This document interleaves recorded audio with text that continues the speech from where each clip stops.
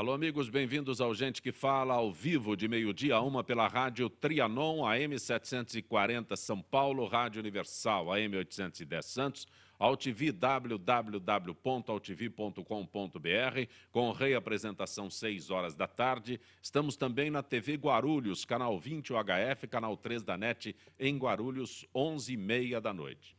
Visite nosso blog, conheça nossos colunistas e colaboradores, gentequefala.com.br, nossa fanpage, Facebook/programa Gente que Fala. Você pode participar através do chat do site da AltV ou através do nosso Twitter, gentequefala.com.br, também o WhatsApp 974012235 e um telefone que fica à sua disposição, 5052-6622. Como toda quinta-feira, a parceria Gente do MPD que Fala, parceria com o movimento do Ministério Público Democrático, toda quinta-feira neste horário. E conosco o Procurador de Justiça, integrante do Ministério Público Democrático, Dr. Plínio Gentil. Prazer tê-lo aqui, Dr. Plínio. Muito prazer mais uma vez, Zancopé, participar do programa em nome do MPD, que é essa entidade de promotores e procuradores, essencialmente preocupada com a inserção social do Ministério Público,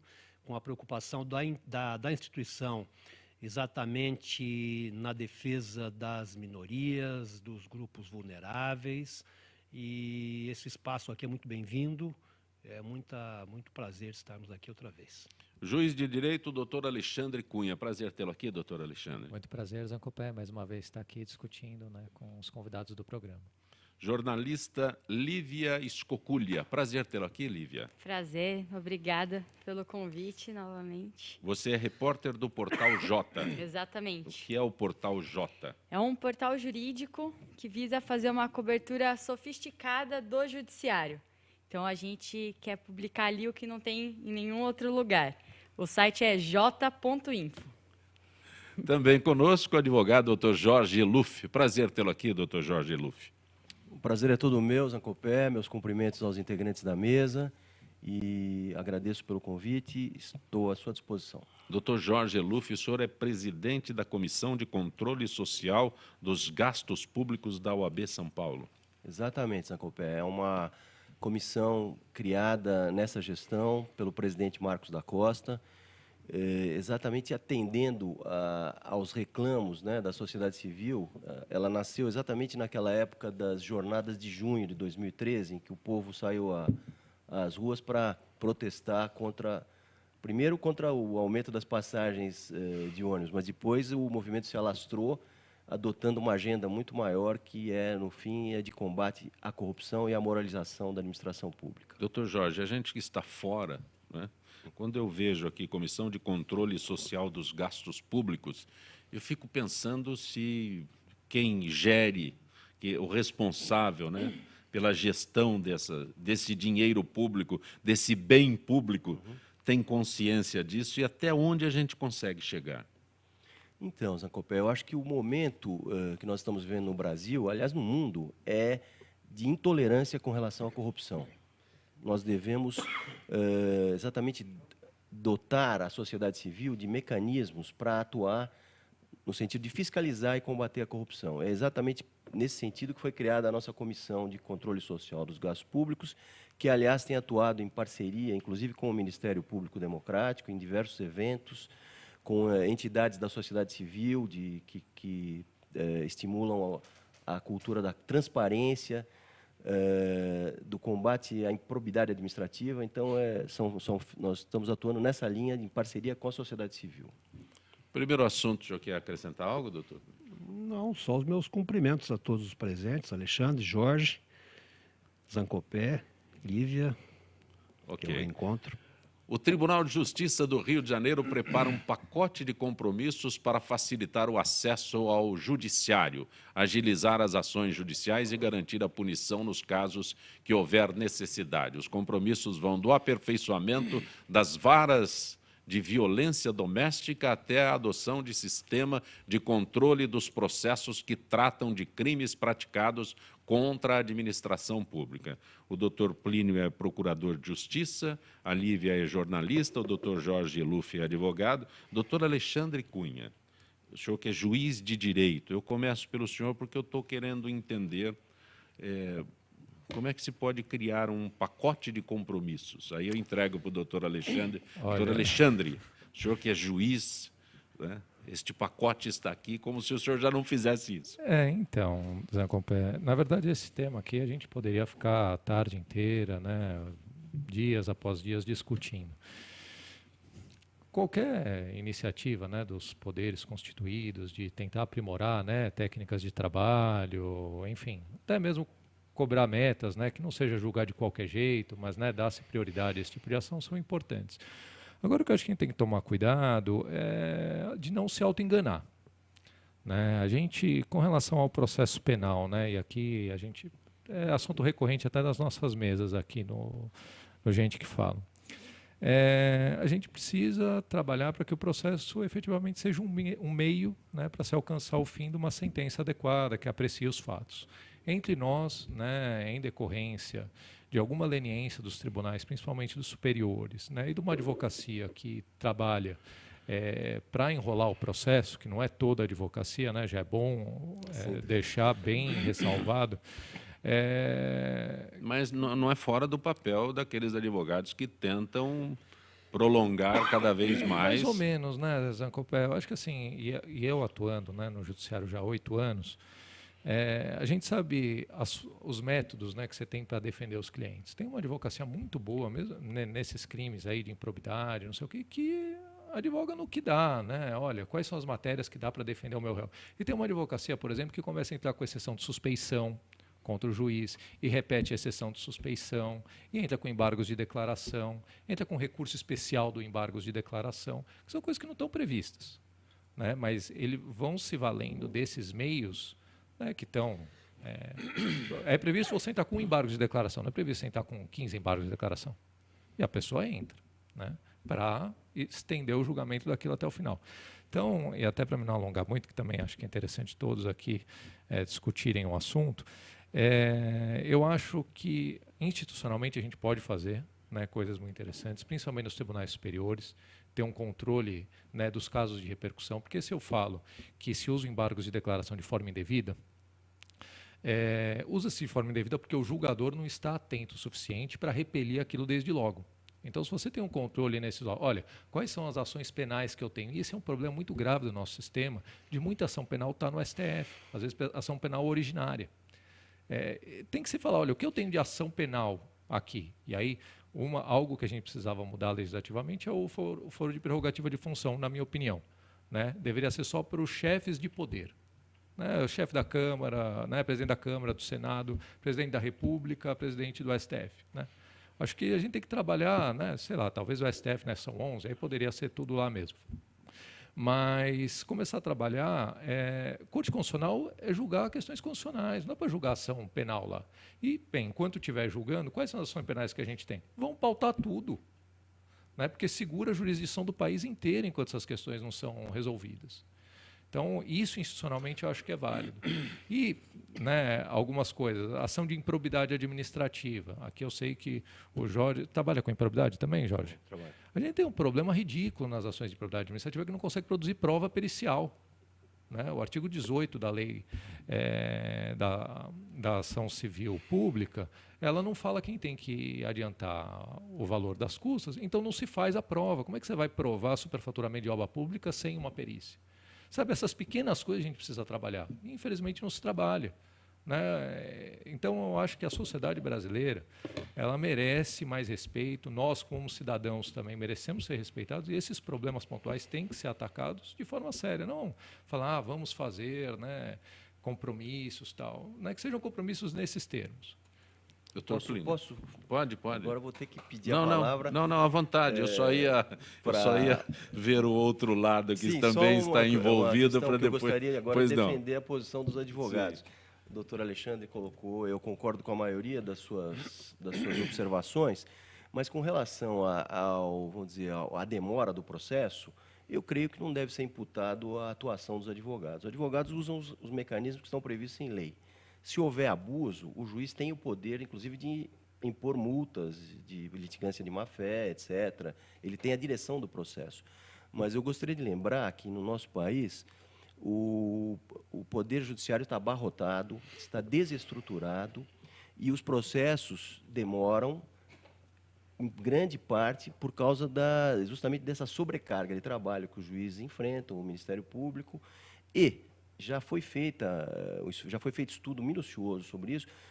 80% do tempo de um processo é tempo ocioso, ou seja, tempo que não fica nem com o juiz o juiz não está despachando, o advogado não está atuando, o Ministério Público não está opinando. 80% do processo é tempo ocioso, que é um desperdício por causa da desestruturação do Poder Judiciário, por conta de uma série de fatores, inclusive da sobrecarga de trabalho, do excesso de litigiosidade. Mas o papel do advogado, ele é justamente defender os interesses do seu constituinte, do cidadão. E, para isso, ele tem que usar os recursos que a lei coloca à sua disposição. Tanto é que agora nós vamos ter um Código de Processo Civil que vai entrar em vigor no próximo ano, que já modifica um pouco essa situação, reduzindo o número de recursos, limitando... Aí é uma questão legislativa mesmo e de estruturação do Poder Judiciário. Perfeito. Eu concordo com o Jorge. Primeiro, né, isso o advogado faz o que legitimamente lhe cabe fazer. Então, se a questão é interpor recursos, até se a questão é entrar com exceção de suspeição, é legítimo. Se eu sou acusado ou se eu tenho um advogado me representando, eu quero mais é que ele faça isso mesmo. E é exatamente isso que às vezes falta, viu?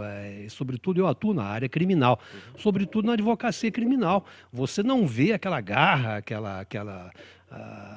enfim, a busca de várias saídas. Muitas vezes o processo chega para a Procuradoria para aparecer e a gente tem que, frequentemente eu faço isso, que descobrir ali coisas que estão erradas e que o advogado não viu.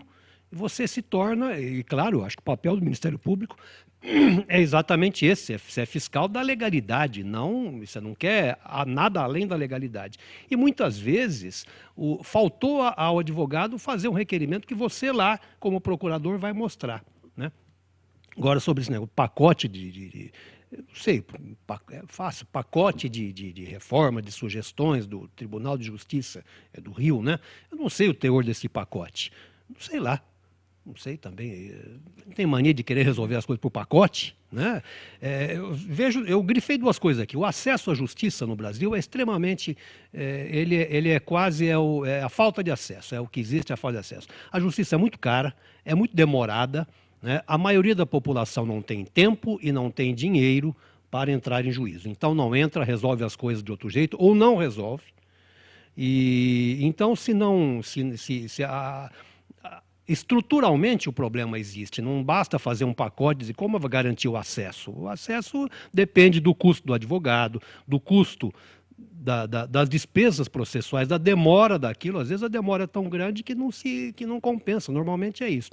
E com relação a aperfeiçoamento de varas e cartório, é claro, quem é contra o aperfeiçoamento de uma vara judicial? Todo mundo é a favor. Acontece, o que representa isso? E aqui eu conto, assim, rapidamente, a experiência na Procuradoria Criminal. Existe, na verdade, e isso é o fato, existe um descaso muito grande de todos os atores, via de regra, de todos os atores do processo criminal, visto assim como algo que vem lá do inquérito e termina na execução criminal, com o processo criminal em si e com a figura do acusado em si. Normalmente, esse acusado do processo criminal vem das camadas subalternas. Então, eu contar um caso, por exemplo. Eu uma vez recebi para aparecer um processo em que o sujeito tinha ficado preso 1 ano e meio, preventivamente, sem que a colheita de provas tivesse se encerrado na fase judicial, né? Ninguém prestou atenção a isso. Não prestou atenção o Ministério Público, o juiz, os cartorários, o advogado, até que veio um juiz novo para aquela comarca e viu aquilo, né, e soltou o sujeito. Mas 1 ano e meio ali. Então, isso é mais profundo, né? A gente fala em pacote de reforma, como é que a gente vai atacar esse problema? Esse problema está na raiz, especialmente na área criminal, está na raiz de toda essa dificuldade. Lívia? Aí do Tribunal do Rio, realmente, o que eles pretendem é atuar de uma maneira mais eficiente em setores estratégicos. Então, infância e juventude, execução penal, violência doméstica, família, idosos, etc. O problema no Brasil é que a gente já consolidou quase uma cultura de ir ao judiciário.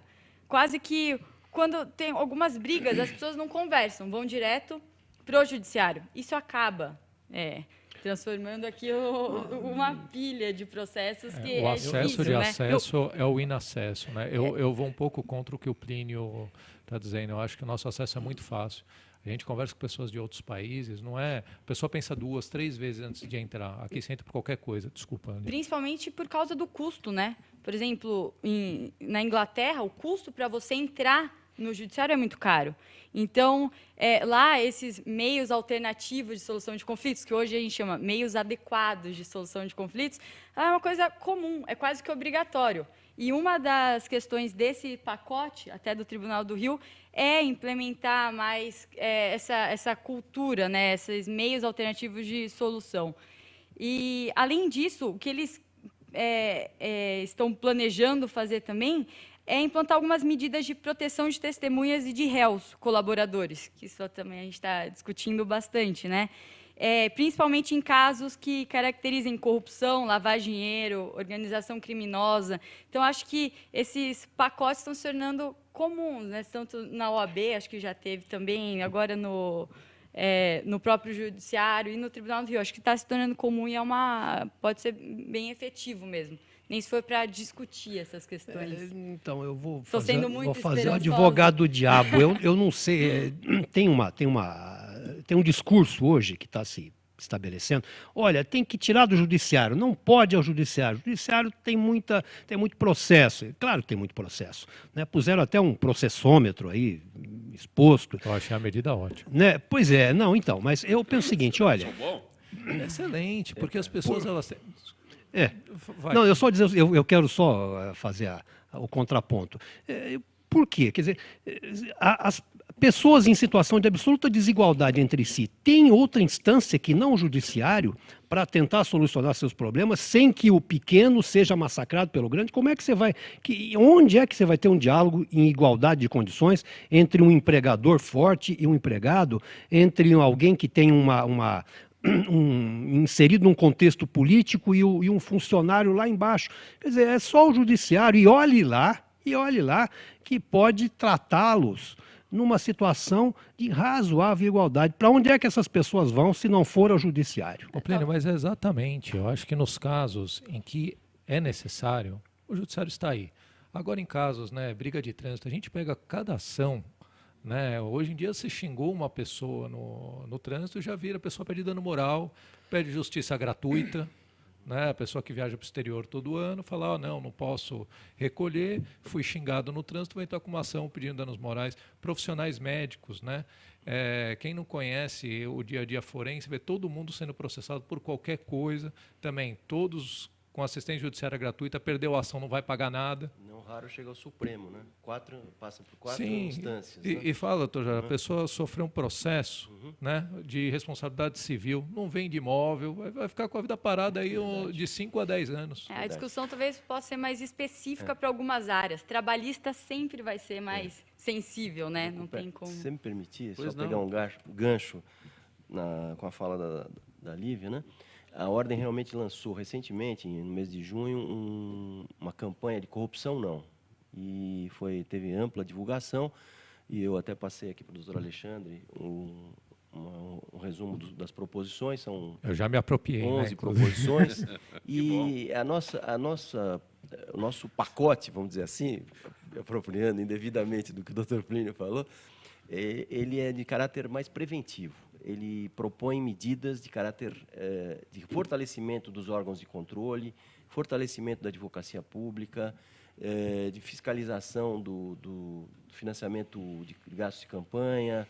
Então, são medidas de caráter preventivo, o que difere um pouco das outras propostas que estão aí na praça, né, que são as do Ministério Público Federal e agora do Tribunal de Justiça do Rio de Janeiro. O que o senhor coloca e o doutor Alexandre faz referência Eu acho que é um negócio maravilhoso, né? Essa proximidade, né? Se troca, se conversa, se troca ideia. Aí o senhor diz, já me apropriei. Quer dizer, vai melhorar, só vai contribuir para a tua performance, É para isso no mesmo. desempenho das tuas funções. Não, mas para todos, né? Eu acho que o que está Não, faltando. aí é uma porta de entrada, né? Uma abertura. A gente vai dialogando e melhorando Sim, as sim, propostas. sim, né? sim. Mas elas estão aí para isso mesmo, para receber sugestões e críticas. O que eu acho que o Rio não consegue, porque através de um pacote, você não vai chegar a lugar nenhum. Não, Entregar verdade. um pacote ao Dr. Plínio. Então, Dr. Plínio, o pacote é assim que eu quero. Não Pacote é vamos uma coisa fechada, né? Fica Exatamente. ali, Remete ficar aos anos embrulhado, do se ficar embrulhado autoritarismo, o né? tempo todo, né? Não, mas difícil de abrir às vezes. essa a conclusão que eu queria chegar, né? Eu apresento um pacote para o senhor, doutor Jorge, doutor Alexandre, conversaram e têm pontos de vista que podem melhorar o trabalho de ambos. Mas quando eu entrego um pacote para o senhor, é assim que eu quero. É pegar ou largar, né? É assim que eu quero. Isso remete aos tempos do Sim. autoritarismo no Brasil, Sim, né? Que sim. eram baixadas. Fundamental Essa exemplo. expressão, eu acho que o Jorge é do tempo, deve lembrar, vem pela primeira vez no pacote de abril, Pacote de você abril. lembra? 77. Do presidente Fechamento Ernesto do Geisel, né? Congresso Criação e tal. do O senador pacote foi lá. biônico Isso, Sim, e e outras exatamente. cositas mais. O biônico. Eleição... A Lívia não tinha nascido. né? Não. Eleição Nem do o doutor Figueiredo, Alexandre também. nem o doutor Alexandre. A eleição do Figueiredo, que havia necessidade de um ano de partido, né? Exato. De ficha. Ele assinou na hora e já foi para a convenção e já foi o famoso pacote de abril. Isso. Lei Falcão e outras E coisas. tudo mais.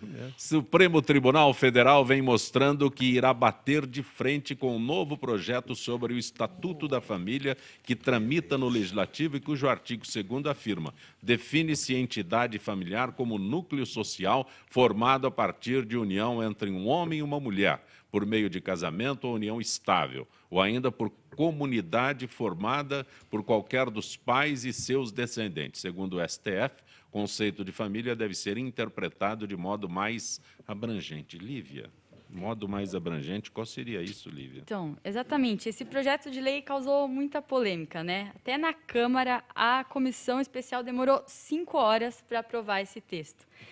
O que acontece é que o Supremo leva em consideração os valores de liberdade e igualdade que estão na Constituição. Então, o que isso quer dizer? Não dá para impedir que alguém faça alguma coisa se não for por interesses sociais, ou diante do direito de uma pessoa. Então, isso quer dizer que não há razão para cessear a possibilidade de 2 pessoas do mesmo sexo de formarem uma família.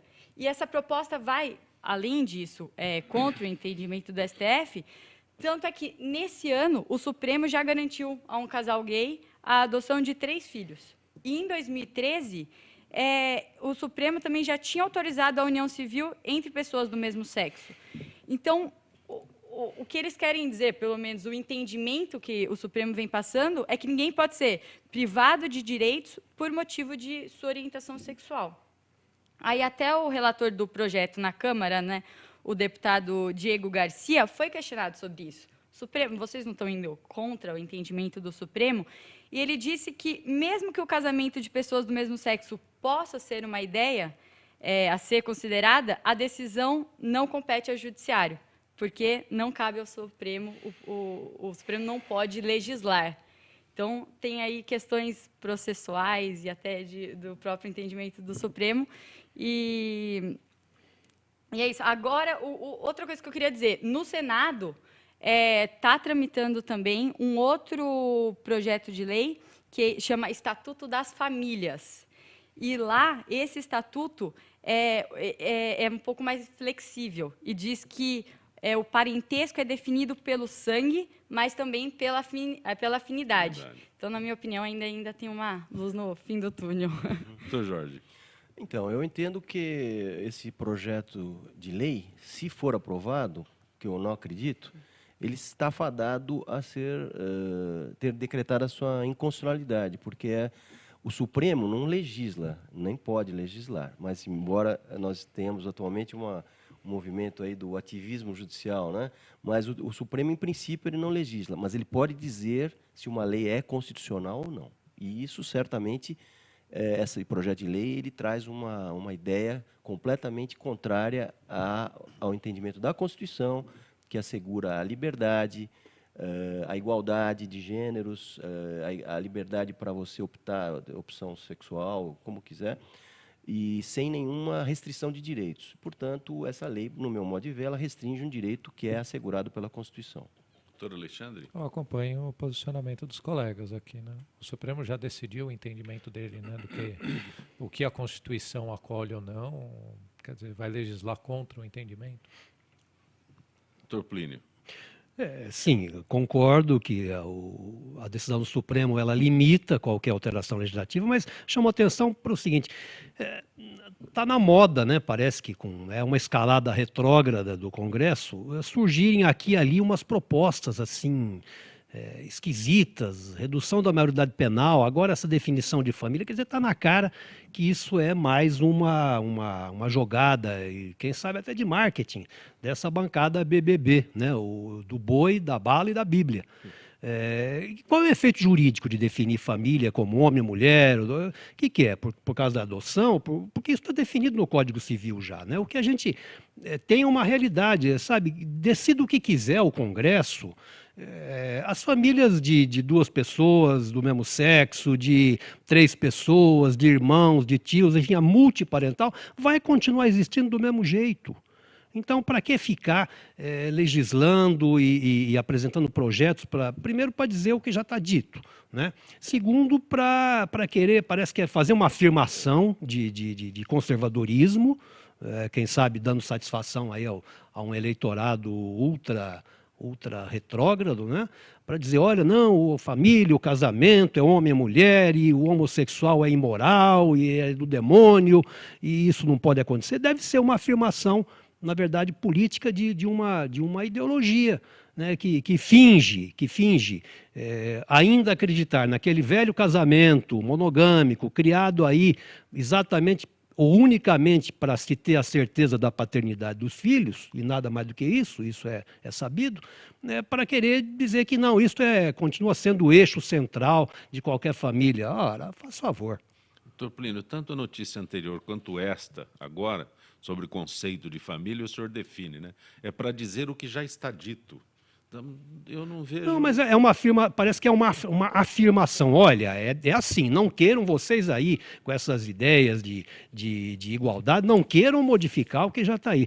E nem precisa, a própria palavra família, ela já sugere uma abrangência maior. Ela vem de fâmulo, né? O fâmulo é o serviçal, aquele que vai se agregando ali no ambiente doméstico. A família significa isso, a família romana era isto. Então, por que vem essa visão restritiva e sabidamente ideológica? Nada mais que isso, né? Algo, doutor Jorge? Não há nada mais a acrescentar, o doutor Plínio definiu bem. Nós vamos ao intervalo, gente que fala retornará. Antes o nosso contato com a FIPESP, como todas as quintas-feiras, a participação da Associação dos Funcionários Públicos do Estado de São Paulo. Camila Nogueira, boa tarde, Camila. Boa tarde, Tancopé. Boa tarde, participantes do programa. Boa tarde, ouvintes do Gente que Fala. Camila, vamos sair um pouco para tratar um assunto que é comum a todos e que a FIPESP, a Associação dos Funcionários Públicos, tem mostrado um cuidado muito grande, que é com a saúde, né? No período mais quente do ano, o Centro de Referência em Saúde do Homem, unidade da Secretaria da Saúde, alerta para o aumento de 30% no atendimento de pacientes com pedras nos rins. O dado serve como alerta sobre a importância da prevenção da doença, que, quando não tratada corretamente, poderá causar até a perda do órgão. Mas, Camila, como se prevenir para evitar o problema? Líquidos e dieta equilibrada são fundamentais para se proteger contra os cálculos renais. Manter-se hidratado com ingestão média de 2 a 3 litros de água por dia. Se quiser optar por sucos, prefira os cítricos, como os de laranja e os de limão, que originam o citrato, substância que possui ação importante no bloqueio de formação das pedras. Bom, quem não gosta de consumir água, por incrível que pareça, tem gente que não gosta, né? Qual o alarme que o corpo dá para que a pessoa saiba que está correndo risco, Camila? Uma das formas de identificar se o corpo está bem hidratado é verificando a cor da urina. Se estiver muito amarelada, é sinal de que está faltando água no organismo. Camila, e que tipo de alimento é importante se evitar nesta estação mais quente do ano? É bom reduzir bastante a quantidade de ingestão de carne ou produtos de origem animal, como manteiga, por exemplo. Diminuir a ingestão de sal e fugir de alimentos embutidos, que são ricos em sódio, como presunto, bacon e linguiça, além dos industrializados. Camila, agradeço mais uma vez tua gentileza com o nosso Gente que Fala, de parte da FIPESP, Associação dos Funcionários Públicos do Estado de São Paulo. Uma boa tarde, Camila. Boa tarde, Zancopé. Gente que Fala retornará em instantes.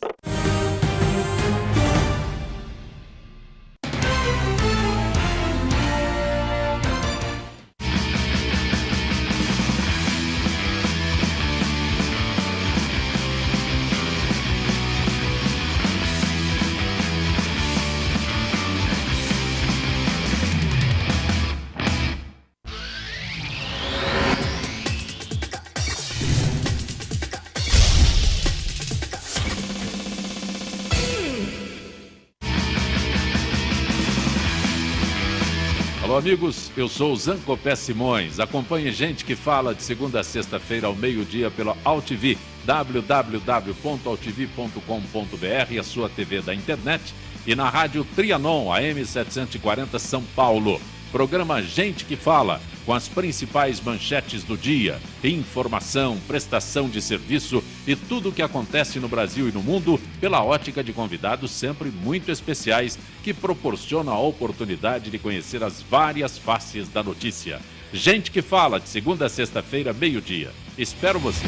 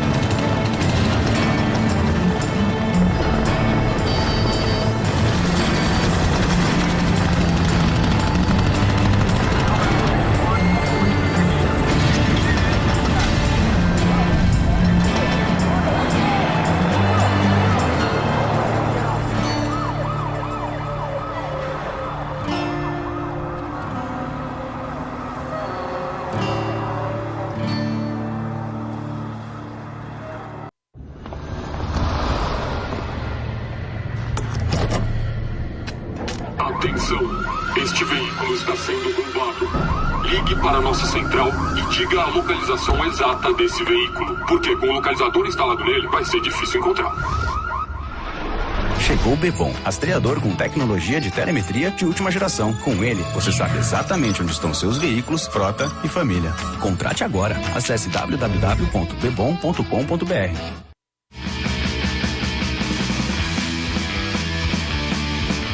Olá, eu sou João Carlos Boldan e apresento aqui na AltV toda segunda-feira, a partir das 14 horas, o programa Saludes, com o apoio da Quantum Bio. Falamos das medicinas ancestrais, como a acupuntura, que é a minha especialidade, mas também de medicina quântica, biorressonância, biofísica, para a qualidade de vida e saúde. Venha com a gente toda segunda, às 14 horas, aqui na AltV.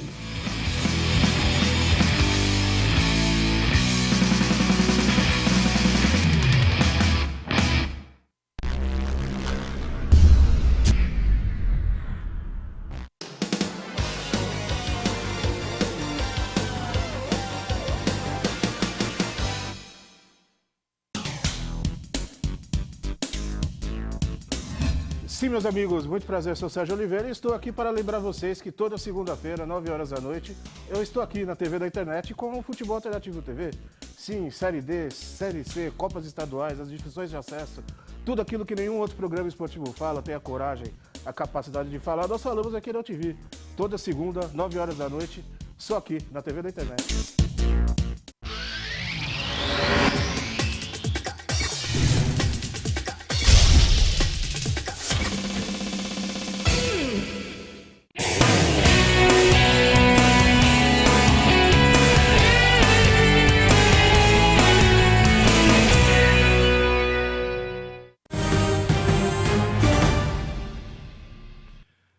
Você está conosco no Gente que Fala pela Rádio Trianon, AM 740 São Paulo, Rádio Universal, AM 810 Santos, AltV, www.altv.com.br, com reapresentação 6 horas da tarde. TV Guarulhos, canal 20 UHF, canal 3 da NET, em Guarulhos, 11h30 da noite. Acesse o nosso blog, gentequefala.com.br, acesse o nossa fanpage, Facebook/programa Gente que Fala, e um telefone à sua disposição, é o 50526622. Conosco hoje, gente do MPD que fala, gente do Ministério Público Democrático, representante hoje do MPD, doutor Plínio Gentil, que é procurador de Justiça, jornalista Lívia Escoculha, que é repórter do Portal J, advogado Jorge Eluffi, ele é presidente da Comissão de Controle Social dos Gastos Públicos da OAB São Paulo, e também o juiz de direito, doutor Alexandre Cunha. Doutor Alexandre, o que é FOCOSP? O senhor pode traduzir para mim? Lógico, perfeito, Zancopé. É o Fórum de Combate à Corrupção do Estado de São Paulo. Agora, no dia 23 de outubro, a gente vai realizar um evento discutindo, né, medidas com relação ao combate à corrupção. E essa aqui é uma luta, né? Não sabia nem que a OAB também estava, né, tão à frente desse combate. Todas as instituições estão se reunindo, o próprio Ministério Público Democrático, né, dia 8 de novembro, vai ter uma corrida também de combate à corrupção. Imprensa, né, também fundamental para revelar, né, tudo que não está aos olhos do cidadão.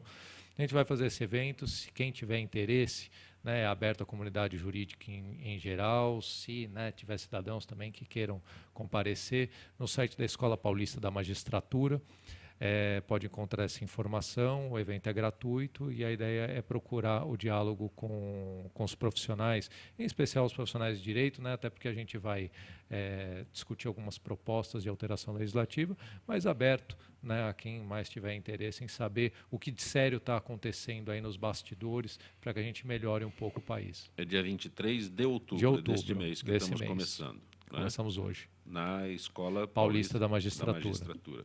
Doutor Plínio, o Ministério Público também realiza um evento semelhante? O MPD tem se esmerado nessa busca de alternativas, de medidas possíveis, né, já que as que estão aí não têm se mostrado suficientes para enfrentar esse problema. Né? Eu acho que a gente está caminhando, viu, Alexandre? Nós todos estamos caminhando. Há uma transparência maior, existe uma pressão popular já considerável, né, Jorge? Sim. Por conta das denúncias, por conta até da ação das polícias, do próprio judiciário, do Ministério Público. Eu vejo o avanço, eu sou otimista nesse ponto. Que bom.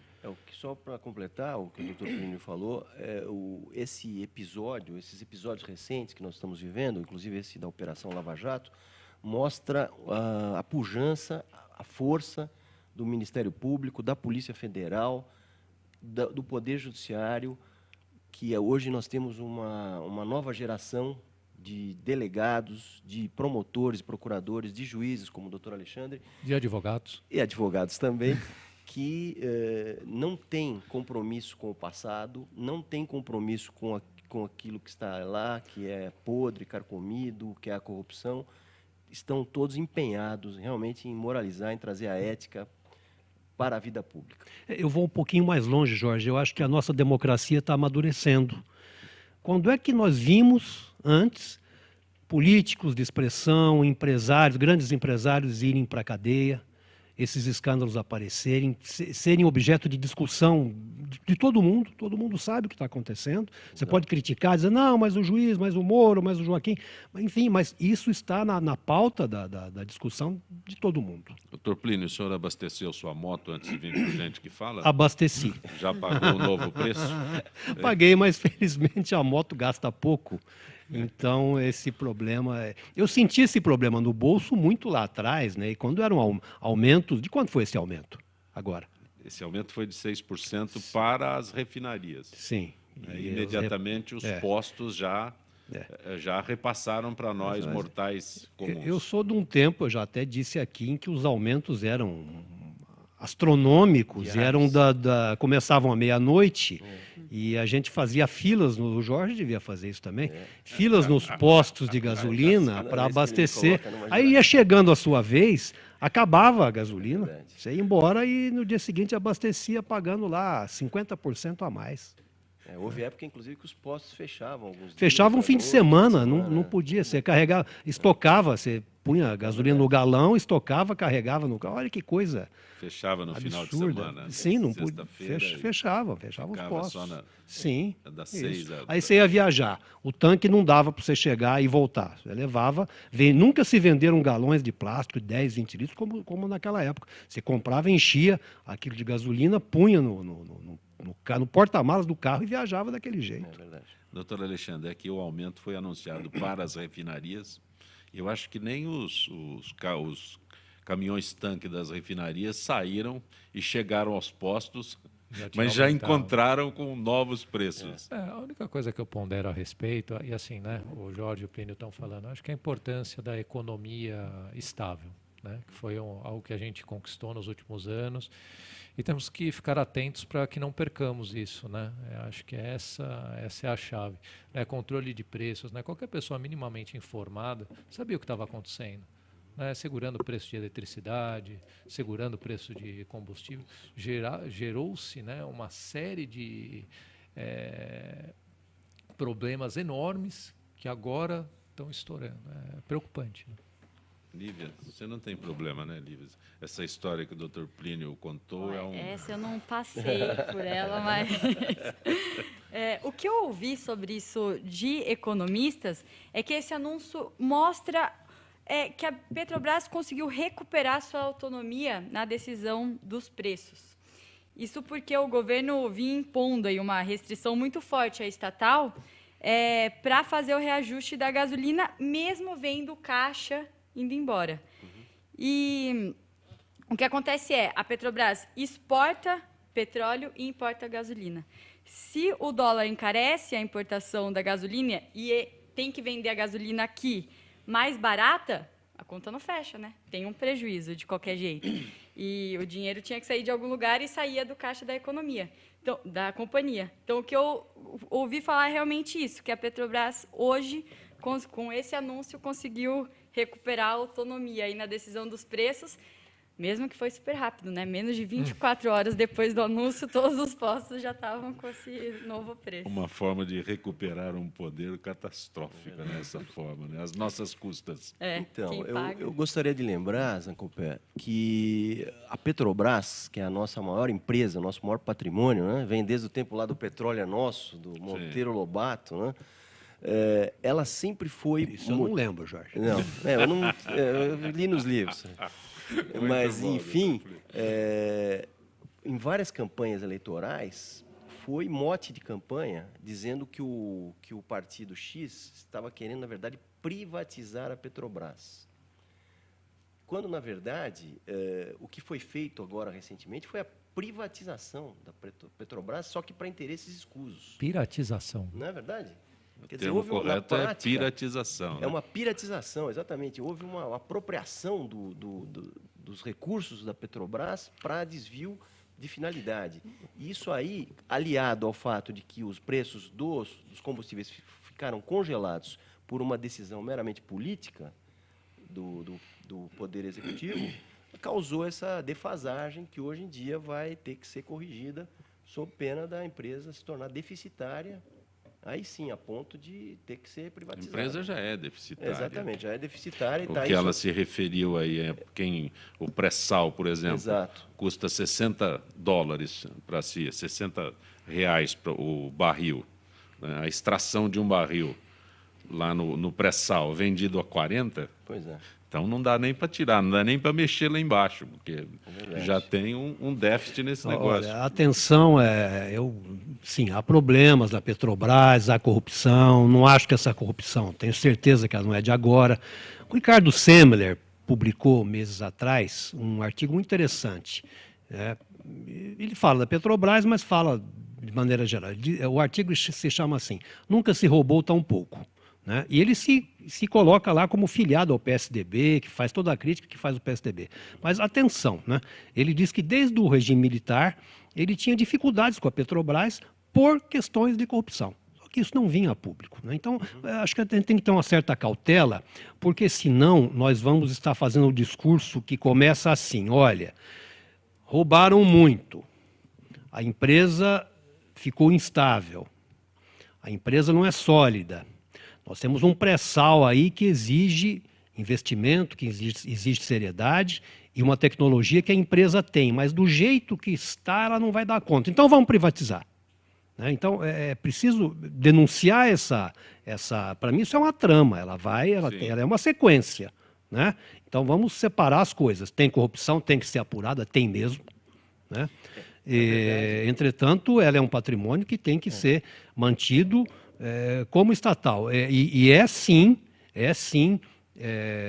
tema de campanha política de alguns partidos a privatização de uma porção de coisas, inclusive Petrobras, Banco do Brasil, universidades federais. Eu não estou defendendo privatização. Não, eu sei disso. Eu apenas estou comentando que foi usado isso como em campanhas eleitorais, que a Petrobras é um patrimônio nacional e que deveria ser preservada, sim, mas só que ela tem que ser preservada na sua integridade, inclusive ética, dos seus recursos, dos interesses dos seus acionistas.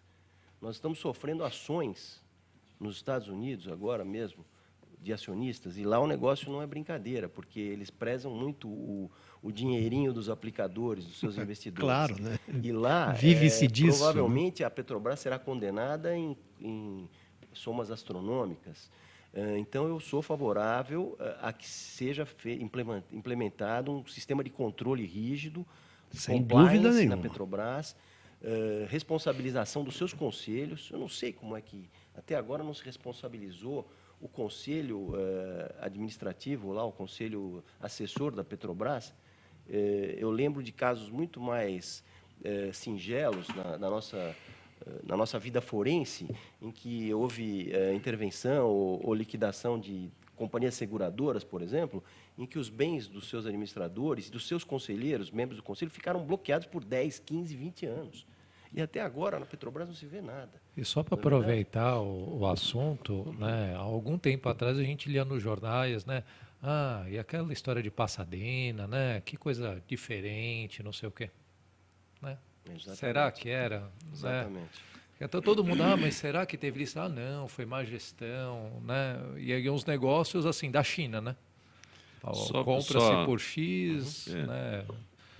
Só para ratificar aqui, eu me baseei em informações do professor Estélio, que é nosso consultor de energia, e está sempre aqui quando me referi ao pré-sal. Né? O barril custa 40 e para você extrair um barril do pré-sal, a Petrobras gastaria $60. Então, acho que é melhor deixar o petróleo lá embaixo no pré-sal do que mexer com ele, porque é mais um sorvedouro de dinheiro. Não sei, não. A Petrobras não mexer no pré-sal eu digo nos números atuais. Sim.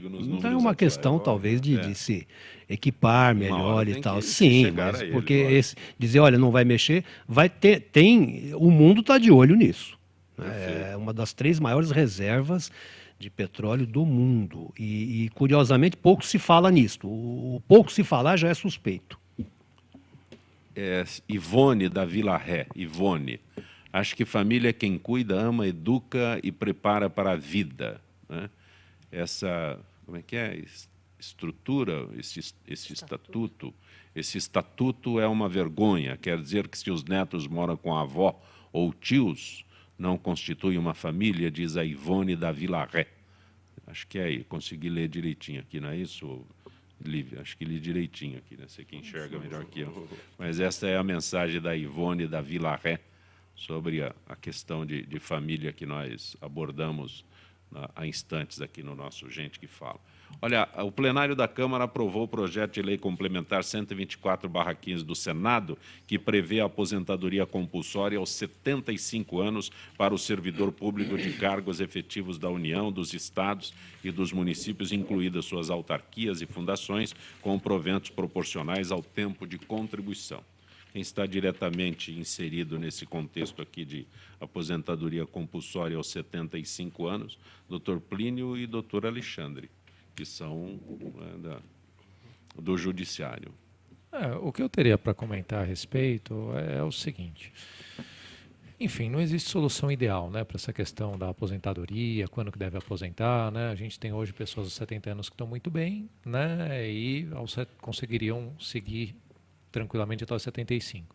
Você tem a necessidade, por outro lado, de você renovar, né, as cúpulas do funcionalismo, né, trazer gente nova, dar perspectiva de carreira para os que estão na base.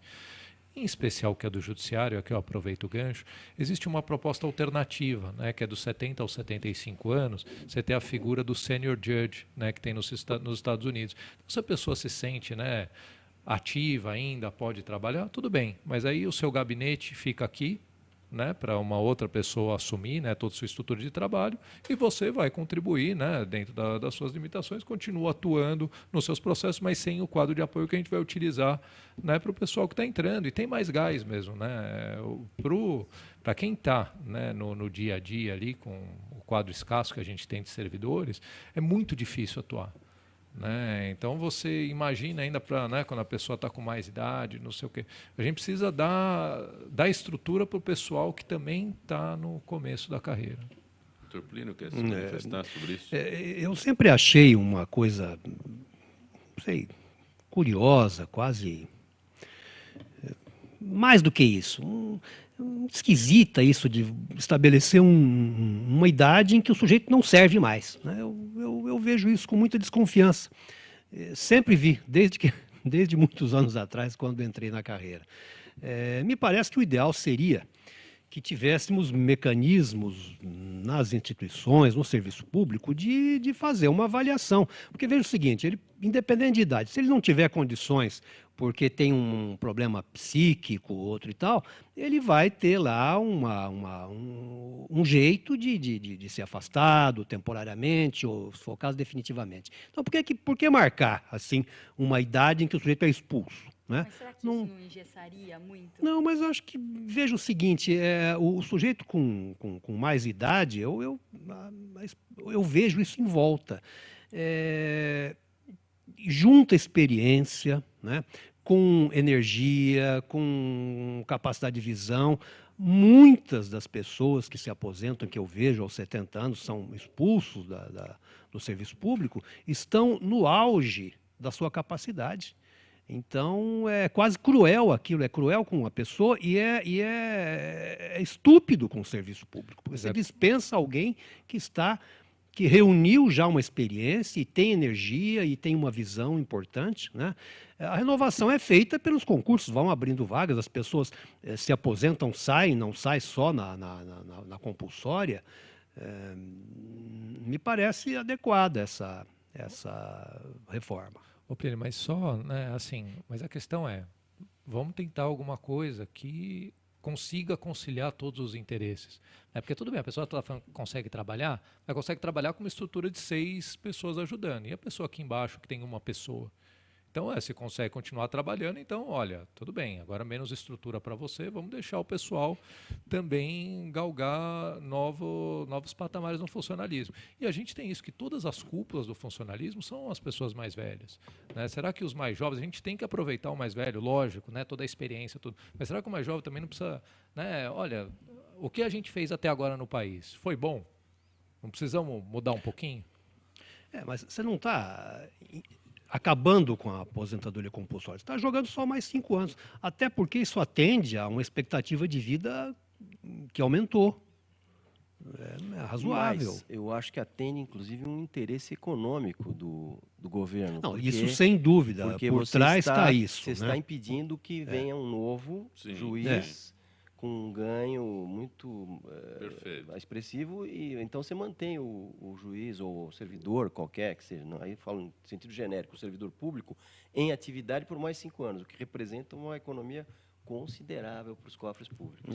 Entre esses que o senhor cita aí está o Dr. Calandra, que na pois é, ele saiu. Exato, e que vem aqui, debate com a gente. Nós tivemos, inclusive, o ministro Aires Brito, que está em pleno vigor, o ministro Celso de Mello, que ainda esse vai escapar por causa já foi aprovada a chamada PEC da Bengala, mas o ministro Aires Brito foi pego e teve que sair aos 70 anos e está com plena capacidade intelectual. Nós estamos no finalzinho do Gente que Fala, mas, doutor Jorge Eluf, eu ainda queria abordar com o senhor o presidente da Câmara, Eduardo Cunha, afirmou que na noite anterior arquivou 3 pedidos de abertura de processo de impeachment da presidente Dilma. Ainda restam outros 10 protocolados na Câmara, sobre os quais terá de formar uma decisão, entre eles dos juristas Hélio Bicudo e Miguel Reale. Olha, essa questão que está colocada aí de impeachment, não impeachment, eu tenho bastante reserva com relação a esse aspecto, porque, na verdade, se tornou um jogo, um fla-flu, como dizem por aí, né? Então, tem os juristas lá que defendem o impeachment, que tem, obviamente, um interesse político-partidário, e tem os juristas que são contra o impeachment, que também têm ligações com o governo atual, né? Eu acho que a atuação do presidente da Câmara tem que ser bastante equilibrada, né? Ele vai colocar isso, ele vai indeferir, é o que estão dizendo aí, vai indeferir o processo, vai haver um recurso, vai para o plenário e lá, por maioria simples, você pode aprovar a abertura do processo. Tudo indica que vai ser dessa forma que será conduzido esse aspecto. Mas eu não sei se existem já elementos para um impeachment, que apesar de ser plenamente legítimo, existe, está previsto na Constituição, na lei. Aliás, a única monografia até hoje existente sobre impeachment foi do saudoso ministro Paulo Brossard, com quem eu e o Dr. Plínio tivemos a honra de trabalhar nos anos 80 no Ministério da Justiça. É a única monografia que, aliás, serviu de base para o processo de impeachment do Fernando Collor de Mello. E eu acho que é um recurso legítimo, está previsto na Constituição, mas do modo que está sendo utilizado agora, me parece que tem conotação política muito grande e não vejo ainda elementos concretos para adotar essa postura. Nós não temos mais tempo. Está coçando aqui. Essa discussão não é jurídica, nada. Essa discussão é política. Eu não entendo por que esse pessoal do PMDB, PSDB, esses batedores de panela, por que eles estão querendo impeachment? Porque a direita já está no poder. Cátia Abreu, Joaquim Levy, agora 4 ministérios para o PMDB, por que eles estão brigando? 6. Pois é, para quê? Doutor Jorge Eluf, foi muito bom tê-lo mais uma vez no nosso Gente que Fala. Grato por ter vindo. Foi um prazer, Zancopé, estar aqui nessa mesa, dividindo essa mesa com pessoas queridas, pessoas brilhantes, como a Lívia, nossa jornalista, o Dr. Plínio Gentil, um velho não vou dizer, um antigo amigo. O jovem. Antigo é pior ainda. Doutor Alexandre. Isso não tem condição. Doutor Alexandre. É que ele fez algumas referências à minha idade também, então eu tive que dar um troco. É sempre bom tê-lo aqui. Eu agradeço muito a oportunidade, né? Fico feliz, Jorge, Lívia, Plínio, Zancopé. Obrigado. Lívia Escoculha, sempre enriquece o nosso debate. Obrigado. Bom, obrigada pelo convite. Queria só fazer um comentário sobre o impeachment, rapidinho. O Financial Times publicou um artigo ontem dizendo que o Brasil está, claro, em recessão, mas se tiver o impeachment, corre o risco do país entrar numa paralisia. Obrigado. Doutor Plínio, grato mais uma vez eu por que essa agradeço, parceria Zancopé, Lívia, Jorge e Alexandre. Muito prazer. Gente que Fala tem a direção-geral do jornalista Fausto Camunha, a diretora de produção Zenilda Salvato, a redação Raela Brandão Pedro Schiavon, na pauta José Carlos Sicarelli, produção cultural Ricardo Godoy, na rádio Trianon, Benebenê, Cléo Rodrigues, Neildo Neres, Ricardo Valim, na direção da TV Guarulhos, o nosso, como é que é? Fernando Mauro. Na técnica, na direção da UTV, Alberto Luquete, na técnica, Dimes Eduardo, Marcelo Fontan, Sérgio Oliveira, Iago Matsumoto. Gratos, até amanhã, meio-dia.